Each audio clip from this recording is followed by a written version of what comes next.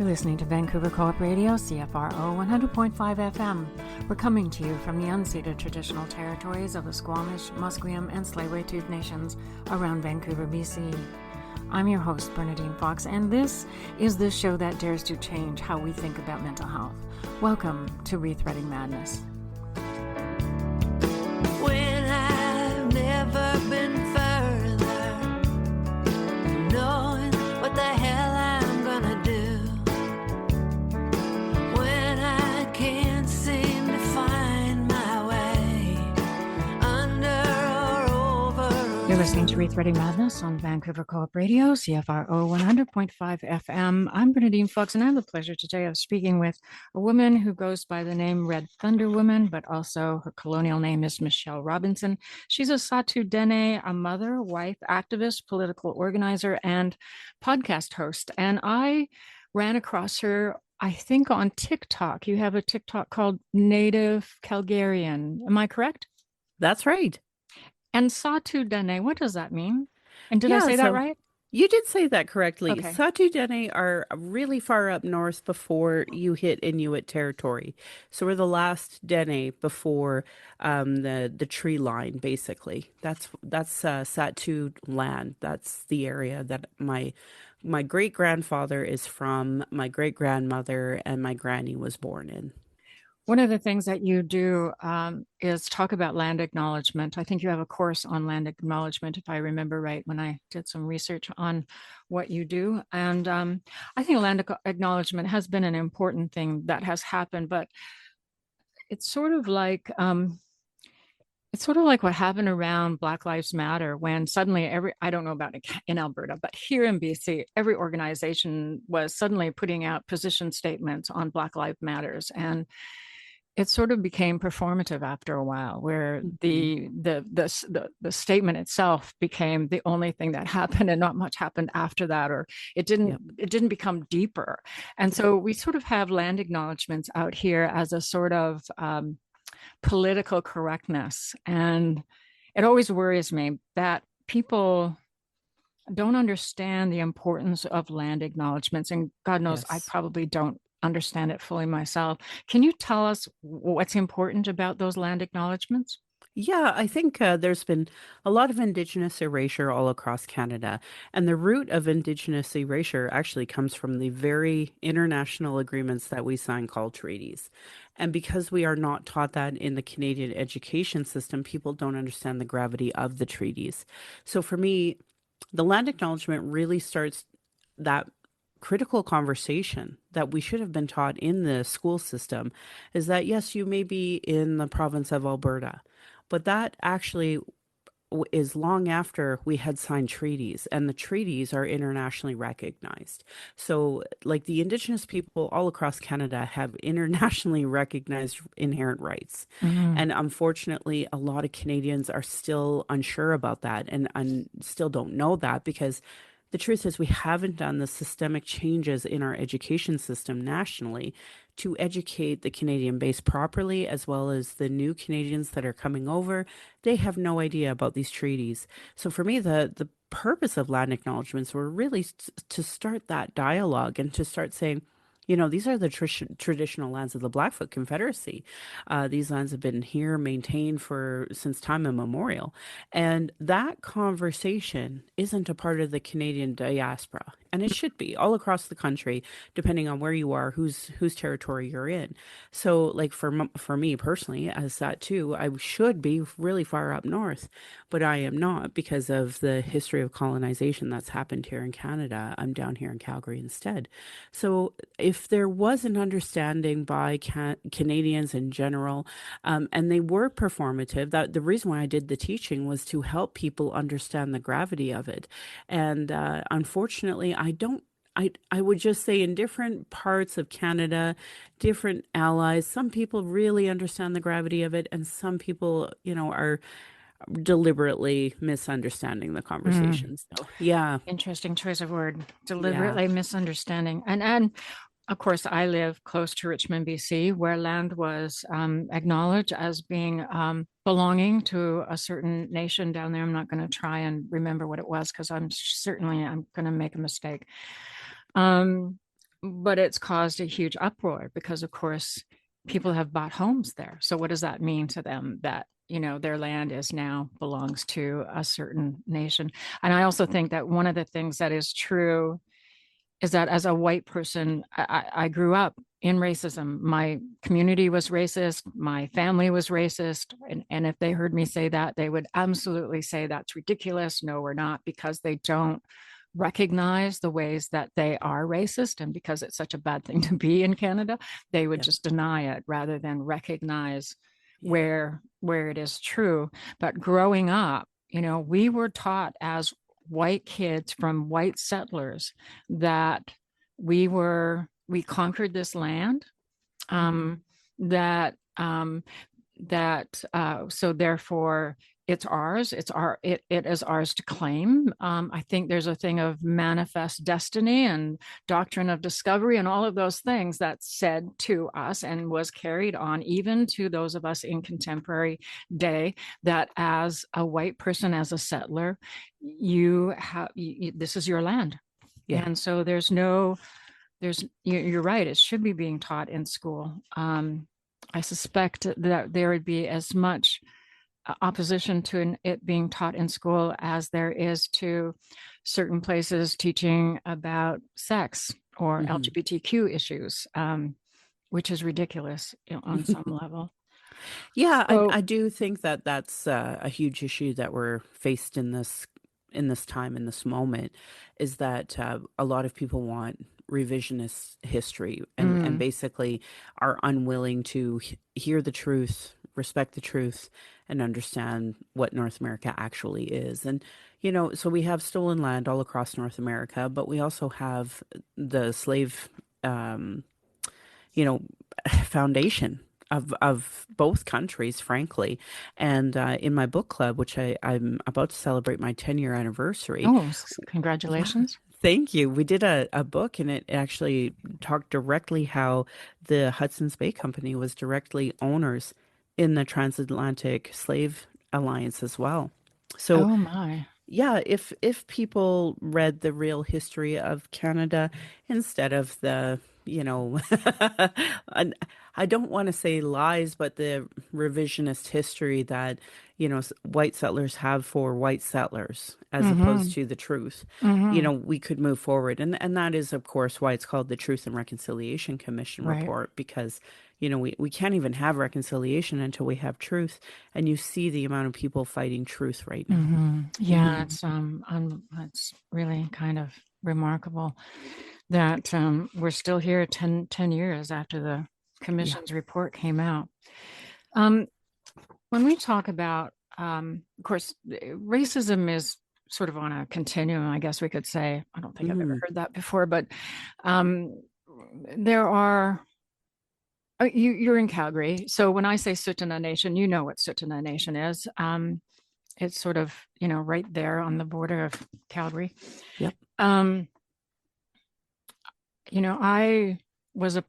lived on Sahtu Dene when I was 16. I was married to a First Nations man. It was mid-70s, probably around the same time that your parents were together, I would imagine. I have a child who's mixed heritage. I have 5 grandchildren who are mixed heritage. But I remember in the 70s walking down the street with him, we would get spit on. It was perfectly, absolutely, utterly okay to be blatant like that around racism. And of course, now it's not okay to do that. There are some social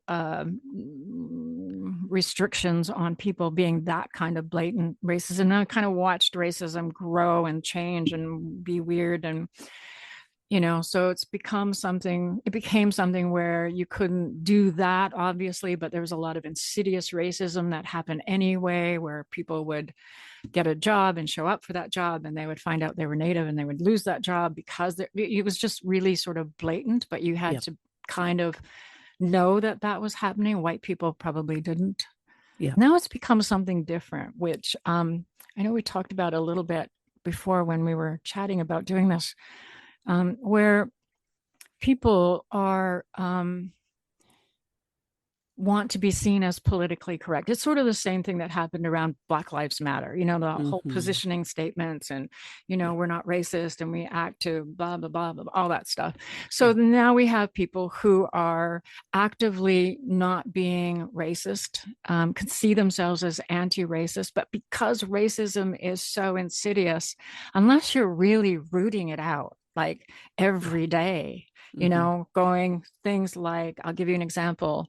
I teach, and one day I was teaching a class, and there was a woman, a person of color from, I think she was from Pakistan there. And I became aware of saying something to her, and I thought, geez, did I say that to her because she's a person of color from Pakistan, or would I say the same thing to somebody else who's in this group who's white? And it's that kind of rooting, that kind of conscious awareness that every statement that you might do because you were raised as a racist may in fact come from that. And not just raised as a racist. I've lived in a racist community my whole life. So you're picking up stuff all the time that as a white person, you're probably not seeing. You probably just think that's normal, that's the right way, that's the right attitude, that's the right way to think. And of course, we can go back in history and think about the ways that First Nations people were talked about and described and characterized. And so it's probably out there a lot. So what I found is that there are now people who think they're being anti-racist, who are being overly anti-racist. And it's a weird thing to say, but when I describe it, it'll make sense, where they perceive anybody who is First Nations as being some shamanic guru. And I'll give an example of that. My ex came out to visit my grandkids. He was here. He stayed for 4 days. He left. And after he left, my friends who really think they're anti-racist came up to me and said, oh, what did he say? And I can never say that without chuckling, like thinking, what do you mean? I mean, they wanted to know what profound philosophy he gave me from the First Nations spirituality. And you're laughing. That's what I'm talking about. You know what I'm talking about. It's this weird form that I can only call as racism, because once you take them from people from not being human to, okay, we can't talk about them not being human, to this thing where you've put them on a pedestal, they're still not human. You're still not allowing people just to be people. And so I get a bit horrified by it, and I can't imagine what it's like. Well, I've actually seen TikToks about it, you've seen those.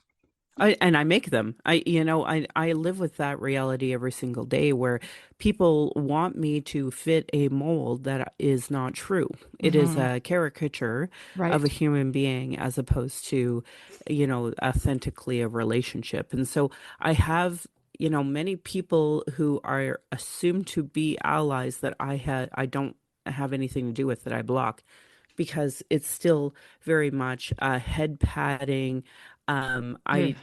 This ideology that I have to fit in a certain box, talk a certain way, and give everybody a spiritual name, like caricatures of a concept that they seen from a Western or something, that were completely false and not true as well. So a lot of the reason why I have the podcast is because we need more meaningful representation of who Indigenous are, where we come from, all of these different, like, we are as different as any other person in the middle of, I don't know, if you were to go to England, you would find people who care about unions, people who care about working class, people who worship the monarchy, all of these different peoples with all these different thoughts and opinions. And shocker, we have that too as natives. We have over 634 nations alone in Canada. That's not including the States. I did not know that. Oh my God. Yeah. So, and within each nation, we all have different thoughts and opinions and ways of being. So, like the caricature is this pan-Indigenous spiritual guru, as you said, and that's not true. Not all of us are those people. Just like every nation, just like you have a doctor, you have a librarian, you have a teacher, you have a housewife, you have an electrician. we are all different, and Mhm. the idea that we have to fit in a box just shows that very basic. I feel like I'm regularly dismissed as a result of someone's preconceived notions that are completely based in some fiction that never came to be here in Canada, but really nice for a spaghetti western, I guess, or Mhm. something. So Well, it's better than being spit on, number one. yeah. But at the same time, as you're describing what people are expecting from you, I realize that all of those things are about servicing them. Yes. It's about Yes. providing something to them. So again, we're back to the white Centering them. person Yeah. expecting to get and to take. Yeah. Um, And actually, we've talked about that as natives. The depiction, especially that media gives of us, like we drum, we dance, and there's death, and mm, we're so much more than that. mhm, But the media has had over 150 years of determining their narrative, and unfortunately, a lot of Canadians, even some natives as well as new immigrants, fall for these false narratives as opposed to, having authentic mm, relationships and such with people here. And I just tell people, like, we're as different as a Flames fan is to an Edmonton Oilers fan. And mhm. that bigger picture is that I do this in order to have a better world for my daughter and the next Right. generations, because just as you said, it's better than getting spit on. The irony is that I still do get spit on. Oh, I'm so And sorry. yeah, so things haven't changed a lot, to be fair. And I would say, we were talking about Richmond earlier. I think that that's such a great example where there's been so much anti-Indigenous hate based out of fear. And I Mhm. think there's been a lot of settler politicians and academics that really are trying to hone on that to create division that's unnecessary. So my hope is, by having the podcast, by having the TikToks, by having social media, that bigger picture, that we can maybe have a better understanding of each other and see each other as human beings, as opposed to, some caricature that Mhm. somebody depicted once upon a time. Mhm. Yes, absolutely. We also live in a world, a society where there's been a lot of harm that's happened to First Nations families, people who have First Nations heritage, who were taken as 60 scoop kids, or who were mixed heritage but denied the First Nations component of their heritage Yeah. and Yeah, have I a think hard we all time. struggle with that, to be fair, and myself included. Reclaiming who I am has been a struggle because of the hate and anti-Indigenous bias that's Mhm. just embedded in our communities all across this nation. So, for even folks like myself, when you described Calgary in the late 70s, at that time, my mom still had to conform.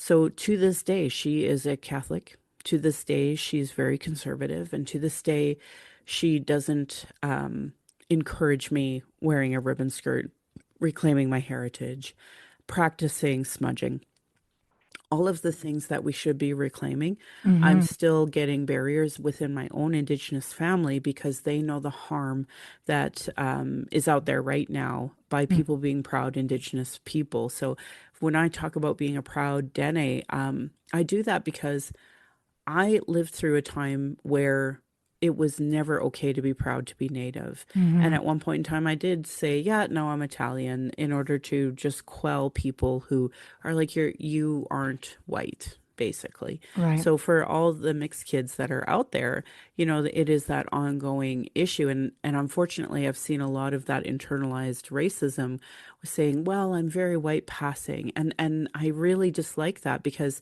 since contact, rape has been a part of the diaspora of Mhm. Canada that people don't like to have that conversation about.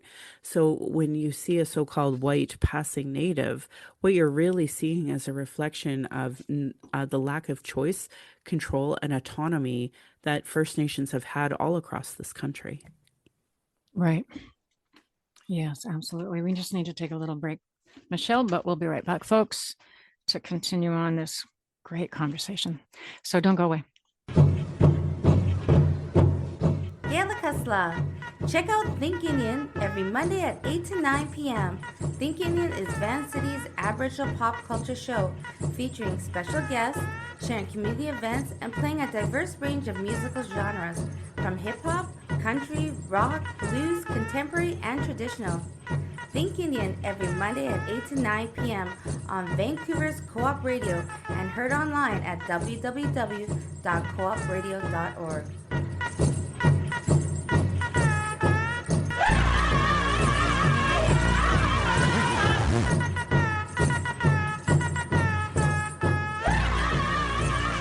Listening to ReThreading Madness on Vancouver Co-op Radio, CFRO 100.5 FM. I'm Bernadine Fox, and I have the pleasure of speaking with MichellevRobinson about a lot of different things, really talking about reconciliation and what that means in terms of Canada, racism. Michelle, one of the things that you talked about was that treaties, I think this is what I said, and correct me if I'm wrong, is that treaties really promoted erasure. Did I get that right? Did I mishear you? I would say the bigger picture is that treaties are actually legally binding, and Canada chose not to teach Canadians about that. And so we as Indigenous people continually win in courts because we have the inherent rights to these lands. But the Indigenous erasure that I was more referring to is the fact that Canadians are unaware of the power of treaties. They're unaware of what, land that they're on. They're unaware of how to pronounce their local Indigenous nations' names because of Indigenous erasure. That it was actually Canada chose through policy to erase the Canadian truth when it comes to Indigenous people. So to me, Indigenous erasure is pretending that we're somehow in the past when we're not. We're everywhere. We're everywhere surrounding people. But that bigger picture is that we're still nations and that this is still our land and that we had agreed through treaty to share it. But unfortunately, because of the Indian Act, we have now come to a place of oppression where they are taught, Canadians are taught in schools that, these lands are somehow conquered. And that's not true. And that's not what treaties are. And internationally, that is recognized. But if you notice that both the Canadian media as well as the Canadian education system doesn't teach the truth. No. And the truth is that these are Indigenous lands that we have equal and full participation in, that we just chose to share with the Canadian diaspora, that Canadians are unaware of that. Yeah, and being white Canadian, I can tell you with lots of certainty back then, white people said, "Oh, you want to share? Great, I'll take it." That's it.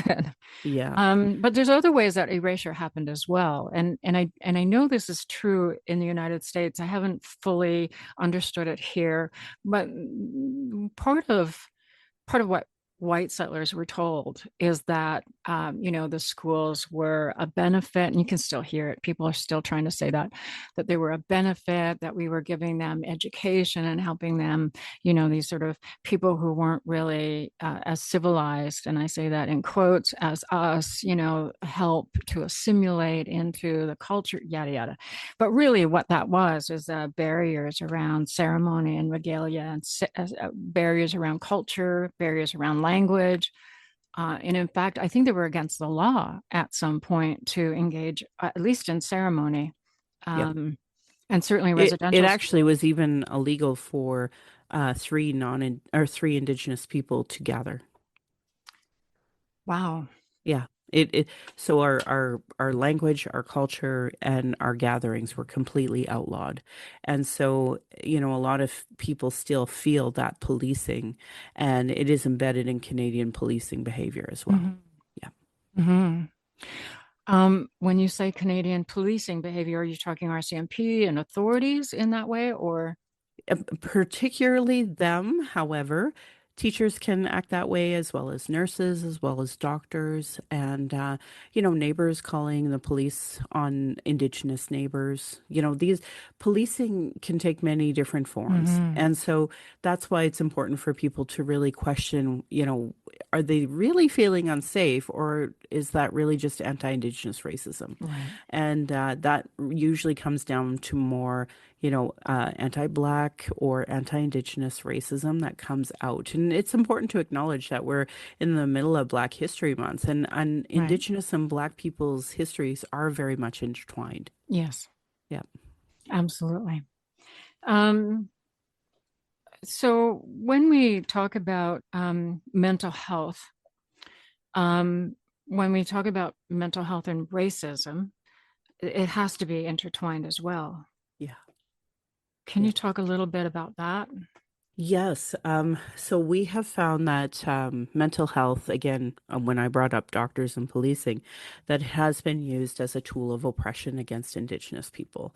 And even in my lifetime, I have watched police call my mother crazy when she wasn't crazy. She was just advocating for herself. Mm-hmm. And you see that in many folks in the disability community who advocate for themselves in general in the health field, that as soon as they start to do that, they are labeled as problematic. And Mm-hmm. so, I have never found the sitting health system that we have right now to be meaningful to Indigenous people. And in fact, if anything, weaponized against us.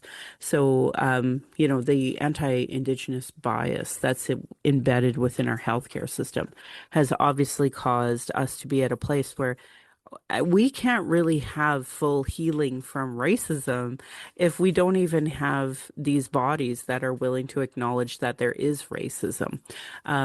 When I was reading a wonderful book called White Fragility, there was some Black professors from Chicago that had coined the term racial battle fatigue. And I Oh love that gosh, term no because every kidding. single day, whether I open up my social media or read something from the mainstream, what I see is racism.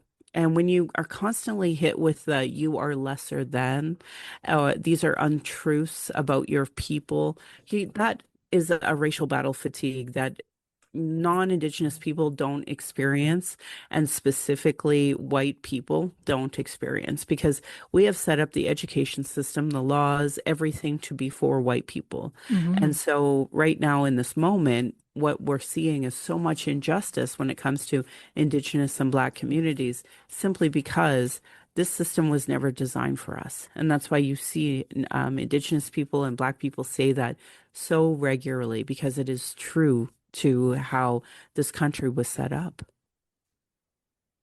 Absolutely. I mean, as far as from what I'm gathering, doing the research I'm doing around a book I'm writing, this country was set up on lies, and specifically lies that they were somehow going to eradicate the First Nations person or assimilate them so that they no longer identified as First Nations, they identified as a white person. And so from that, it follows that they would set up systems that fit for them. But at the same time, that happens in other ways. So for instance, if you're working with somebody who has dissociative identities, the mental health profession sees that as being sick, which I don't.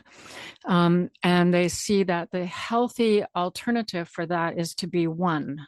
So if you want to be considered healed, you have to become one personality, not several personalities. We see it with other things where even in our health system, medical health system, where tests and what do they call it? Experiments are done on the white cisgendered man. And so therefore normalizing everything based on that. And so what you're describing is just another extension of that, another layer of that, where because you're a person of color, there's a whole other layer happening to you that isn't happening perhaps to other white people. That's right. And then, we have health systems that are not designed for us. They're not working in communities as well. So unfortunately, a lot of our people get displaced as a result of, needing to access healthcare, but unable to attain it where they actually live. And so, I'm a facilitator for Mending Broken Hearts. And what it talks about is trauma. And it talks about that you can't heal from trauma if you never have an opportunity to discuss it. And so for a lot of Indian residential school survivors, 60 Scoop folks, and even myself, being able to discuss the type of trauma we regularly experience, whether it's opening up our screens or whether it's being out in the real world, you're constantly coming up against racism, and that is really detrimental to your health. On top of the fact, most people are quite aware your socioeconomic status determines your health outcomes. And when you have the Indian Act that has imposed poverty purposefully, like by policy, of course, who's at the bottom of the socioeconomic ladder? Right. Indigenous women, Indigenous to us LGBTQ. And so they're the most marginalized group of people. And yet they're very much demonized in the media. They're demonized in so much of the conversations that we're having, when unfortunately they're just a product of the policies that were imposed by Canada to Indigenous people. Right. So there are a lot of problems that we're having where people don't want to acknowledge those policies. They don't want to acknowledge that Indian residential schools happened and that the child welfare system came from the Indian residential schools. I have the TRC report that's volumes, right? So I have volumes of the books together rather than the small little, like, here's the 94 calls to action. Conversely, I have the full national inquiry 2-volume set that I've gone through. So the 231 calls to justice that are embedded in those, like, there's a lot of details to both, so that to help people understand the gravity of colonialism. But again, you have to kind of come into these conversations in good faith. When I was growing up, I really loved NWA, and I watched Rodney King videos, and I had seen the anti-Blackness that was in our world, but I still didn't live that, like, because I wasn't Black, so I didn't have that full understanding. So even during Black Lives Matter, I was still unpacking anti-Blackness that I had been taught through this society. So imagine every Canadian has to do that, not just for Black people, but for Indigenous people. Imagine everything you were ever taught was a lie, and we have to unpack that. Yeah, and that's a lot for my mental health when I'm just trying to live like everybody else. Right. And even as a First Nations person, you've also experienced that racism, right? And that's been normalized. So, the internalized racism that can happen, you have to unpack on top of just understanding how it's impacting on you to get it from the rest of the world. That's a lot. That is a lot. And then trying to teach my daughter to be proud of who she is, because that's ultimately my goal. I didn't have a father nor a mother trying to teach me to be proud of my Indigenous heritage at all. And so I've had to learn not just to unlearn the lies that were taught, learn the truth, and then that pride coming from that truth. So for me, my daughter, my hope has always been that she won't have to do the unlearning that I had to do. Her journey, obviously very different and very difficult as well. I think we all agree that children in this day and age are going through pandemics, are going through, all of these different global geopolitical crises as well. I know. So, we had the kids, they got it rough. And so I don't want to undermine any of the younger folks listening and their journeys, even if they're not listening, because we have to be respectful to what they're going through. And even as centering children, as I've understood, is a matriarchal lens. And unfortunately, that's the opposite of everything we've been taught in Canada. So unlearning to be male-centered has been a huge part of my journey as well. Yes. It's a big... world doesn't like it when you do that. No, and so decolonizing in general is quite a lot about understanding oppression dynamics, whether it's in the disability world, whether it's in the racism world, whether it's the multi-races type of dynamics that are out there, because there are, concepts of Asians that are untrue and sex workers, and understanding oppression dynamics, I think, is the key to all of this. And that's really what land acknowledgments really started, was that concept that, hey, what if the truth you were told isn't actually true, and this is actually the truth, and we have to work on what does that look like now in this world of 2026. And like right now, I think you're seeing the pushback from folks who don't want to know that truth. They don't want to learn, and they don't want change in the system. but I know that there will come an end to this eventually, because it did for Hitler as well. Absolutely. I Yeah. agree with that. I do think that we can go back in history and look and see, and hopefully that what we learned around Hitler is how to do it faster and how to do it before it gets, Yeah. it's already in some ways there, but not quite. Yeah. And oppression dynamics is a very important thing on our show, although we haven't really quite used that phrase per se. But if you take that whole thing and apply it to the mental health industry, especially here in BC, Yes. our Mental Health Act is so barbaric that you can literally have police show up at your door, handcuff you, take you, and have you locked up for 72 hours without your consent, without letting anybody know, without having any human rights. You will be constrained, restraints. They used to be physical restraints. They used to like strip people naked against their will and then tie them into 4-point restraints in an isolated. It's just barbaric. But now, of course, they're using chemical restraints. So people will be fed, shot up with antipsychotics and tranquilizers until they're drooling and unable to move. Yes. And if they are committed for whatever reason, they may not have a hearing for 3 weeks. It's only the 3-week mark where the hearing has to happen, and by that point, up until that point, they have a right to treat you in any capacity they want. They can do ECT, they can do psychosurgery, which are lobotomies, and they do that in BC. They can give you all kinds of chemical restraints so that by the time you actually walk into your hearing, you're a blubbering idiot, drooling, because that's what that does to you. And you have no rights. We have less human rights here with a mental health diagnosis than criminals have.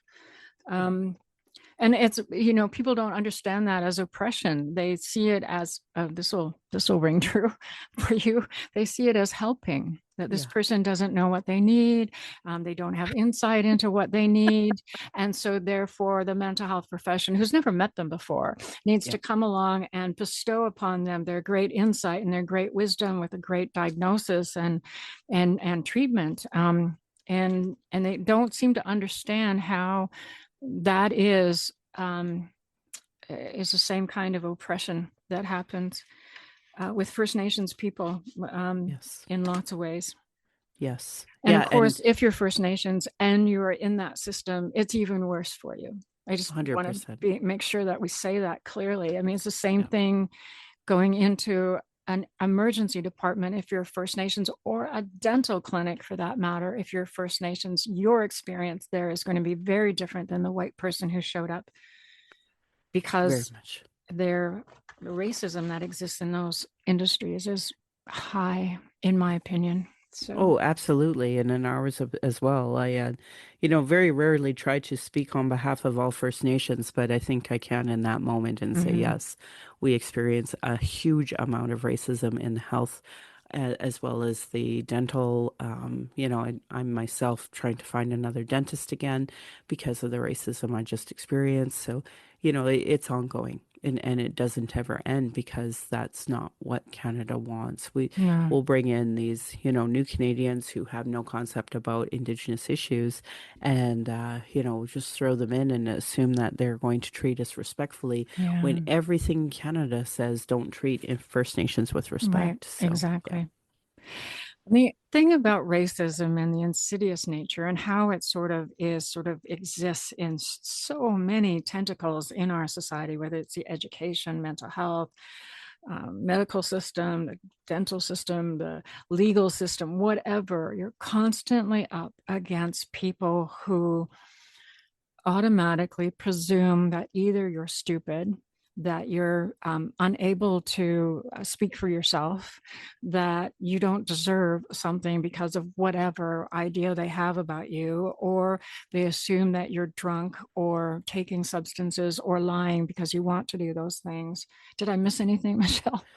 No, it's 100% true. And so for me, from my point of view, we just work really hard at avoiding the systems. Right. What does that mean? That means, of course, we're at risk for higher health, poorer poor health outcomes as a result of not getting the proper care that we should to begin with. Right. And so that continues the genocide of the Indian Act, that's its mandate, is to make sure we pass. So like I tell people, I'm 49.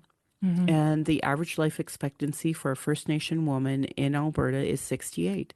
So I tell people, if I'm lucky, I have 19 years left. And then they look at me and they say, how can you say something like that?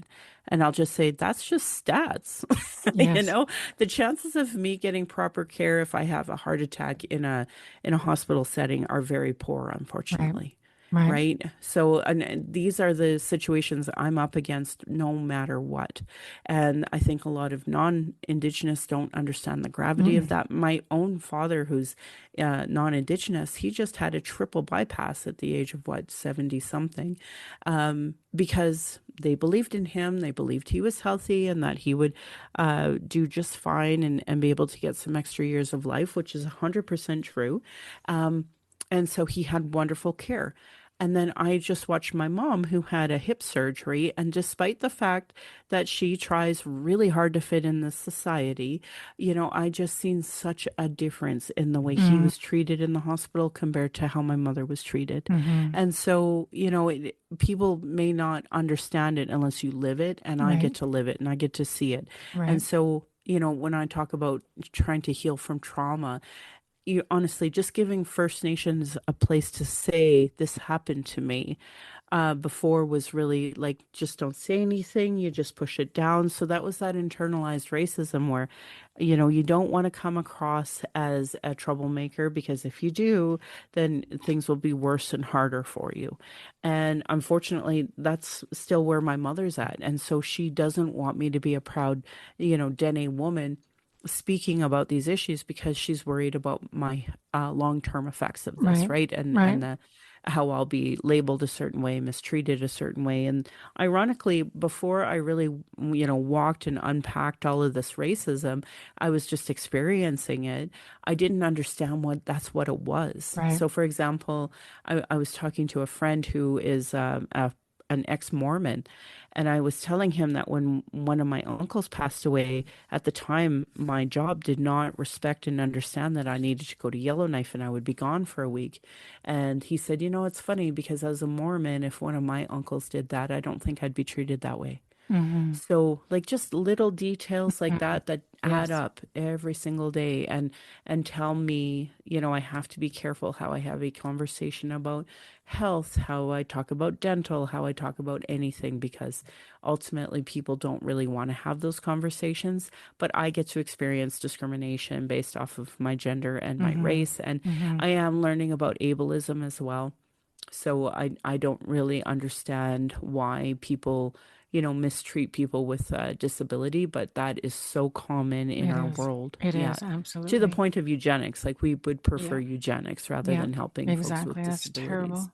Yeah. The other thing, of course, that I believe happens when you're treated in that way over and over and over throughout every industry and your childhood is that children end up with the message of, I don't matter, or I'm wrong, or what's wrong with me, or the mental health impact of growing up with those ideas constantly being reinforced has got to be huge. Yeah, it is. And that's what I wanted to avoid with my daughter, because this world is an ugly place to First Nations in Canada. And I didn't want her to not feel armed on how to deal and navigate that and know, what is racism, what is sexism, and when to walk away and where not to put your energy, because I didn't get that. And had I wonder if I would be in a different outcome today. And, it is what it is. I just want a better life for our children and for our grandchildren and our great grandchildren. I think the kids really get it. They just are taught hate, through the education system, through parents, et cetera, et cetera. I do, in BC here, I raised my grandchild who's probably the same age as, no, my daughter would be your age. So my grandchild is 26 now, and there's a lot of hope. You listen to them talk and They are so on top of things. I get blown away. We just need to take a little break, Michelle, but don't go away, folks. We'll be right back and continue on this great conversation. Tanuyap, Quiget Yuans Quiensna. Hi, everybody. My name is Quiget Yuans. I'm a member of the Squamish Nation and the Yagalanas clan of the Haida Nation. You're listening to Co-op Radio, CFRO 100.5 FM. We live, work, play, and broadcast from the traditional, ancestral, and unceded territories of the Musqueam, Squamish, and Tsleil-Waututh nations. You're listening to ReThreading Madness on Vancouver Co-op Radio, CFRO 100.5 FM. I'm Bernadine Fox, and I'm having kind of a delicious conversation with Michelle. I don't often get to have these kinds of intense, wonderful, honest conversations, so I appreciate it so much, Michelle. Vice versa. Thanks for having me again. You're welcome. Let's talk about solutions. What do you see as where we go to from here? Yeah, so I do want to emphasize this for folks.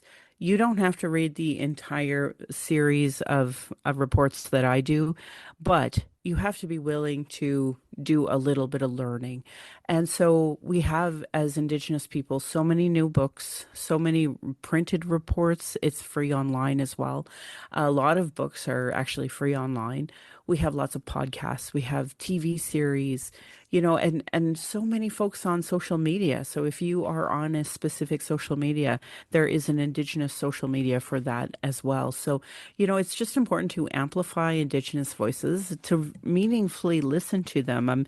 My book club that's on Monday is actually this book called Restoring Indigenous Leadership. And what it talks about in the first few pieces of it are components of like meaningful listening. And I think that I talk a lot on my podcast and on TikTok about, conversations in good faith. And I think that that's what's missing, right? Is that there's a lot of conversations happening, but they're not really coming in good faith. So for me, I don't even waste my time with conversations that are not in good faith. I just focus on conversations that are in good faith. And books like this really talk about, the gravity of what meaningful listening is.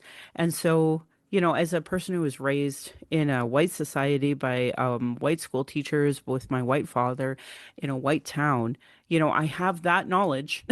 Yes. I know what that narrative is, but if people could stop for a minute and listen to Indigenous voices and hear it from our point of view about what it is that has happened. And we do have this all written out. Like it's not new. It's in books, it's in podcasts, it's in TVs. The solutions are there. And, when we first met on TikTok, one of the conversations that I was having was about the section on media in the Truth and Reconciliation Commission report and why it matters so much for even just people who are online, casually, because what people may not know is that they may be perpetuating anti-Indigenous racism.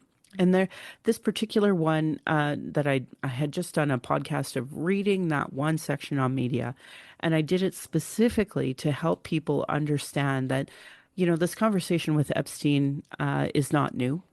We tried to have that conversation with Indian residential schools. It was had before in many different iterations. So we don't have to traumatize our, followers by resharing something very traumatizing. What we can do is talk about solutions. And both the Truth and Reconciliation Commission report and the national inquiry both have solutions. So the National Inquiry has 231 calls to justice, and the Truth and Reconciliation Commission, which you may hear me say TRC, that has 94 calls to action. So these are very specific guidelines that can help people with that. And my next podcast is actually the media component for the National Inquiry, because combine the Truth and Reconciliation Commission and the TRC or the National Inquiry together on media, there are ways to talk about these things in a kinder way, in a better way that is not misrepresenting either race either. Because I don't love racism. I hate it. But unfortunately, I know both sides and why they think the way they do, when it doesn't have to be so polarized. It actually could be a little more meeting in the middle. And in both cultures, we do that. It's just that it's framed differently from one to the other. So reframing and looking at these solutions as this is the way we move forward as a society. Our kids, the First Nations grandkids, the settler grandkids, like they are going to live together, and we have a choice to make that an easier transition or not. And I think that we're just kind of past this. Racism is so exhausting. Nobody wants this anymore. So how do we move forward in a better way? And I do think that there are a lot of white people, even if they're doing performative allyship or have gone to some weird political correctness about being anti-racist, but they're coming from a perspective of, or from a place of wanting to do it differently. And I do think that in our white culture, we don't have any solutions laid out for them. We don't know. I think a lot of people would do things if they knew what to do. Yeah, I know. Without feeling like they're taking over or speaking on behalf of, because they know that that's not the way to go. So how do people find that? Yeah, and then the biggest thing I'll say, no matter where you're listening from across Canada or in the US, first and foremost, go to the friendship centers, go to the public events of like a powwow and get to know your neighbors. For us here in Calgary, I have a friend and her last name is North Pagan, and lots of people still can't say that name, let alone its actual name is Bagani. So these are just, yep. And so, like that's the whole point. And a lot of people ask me, how do you say Sahtu? Because, it has an H and a T and a U. So a lot of people get a little stuck on how you pronounce that. And I think most of us want to teach. If we can say Minnesota, we can say Manitoba, we can say Saskatchewan, people can learn Bagani, they can learn Gainai, whatever it is that, wherever people are situated, they can learn those words. And it is important to get to know folks. And like these books that I read, a lot of the local Blackfoot Confederacy are literally in this one book that's written by a Dene scholar. So, like, these are easy conversations for us to start unpacking that you would with anything else. Now, I know I'm a voracious reader, and that's not the medium for everybody. So I just encourage people, like, if your special interest is science, there's the Ancestral Science podcast. If you're into cosplay, there is Indigenous cosplayers. So whatever your special interest is, whatever your fun thing to do is, you and I kind of have a lot more in common with mental health. There are some great Indigenous mental health scholars. I'm learning of a Cree fellow. His name is Dr. Grant Bruno, and he talks a lot about autism from a Cree perspective. Cool. These are conversations that it just, whatever your special interest is, whatever your niche is, there is an Indigenous conversation happening on that as well, whether it's media representation, mental health, anything you want to talk about. Hockey, there's hockey podcasts, so that are Indigenous. And so I just really encourage people to, just start seeing Indigenous people as humans, as your neighbors, because we are. And the sooner that we can start having like conversations together like that, the better. And I mean, and so we have to just always try to come from in the best way we can, in good faith, and hope for the best. Now, unfortunately for me, I experience a lot of racial battle fatigue because I do try to come in good faith, and some people, out themselves as not willing to do that work, and that's okay. We're not friends with everybody. I'm not perfect, either as well. Like some days I have bad days, and I don't have the time and patience for people, so I won't have those conversations those days. And it's not your job. No, I just want to say that. Important to try to, you don't need me to say that, but build those relationships the best we can. And so, I just wish people had more patience with each other. We're in a huge moment of crisis right now, under the best of circumstances, because of the geopolitical issues that are happening between Canada, the US, let alone internationally. And it's just a very exhausting moment to be in. So just to have patience with each other as we try to have what meaningful reconciliation could actually be. Is there any, you've sort of generically talked about where to go and find information. Is there any books that people can can go and read or just maybe come to your podcast.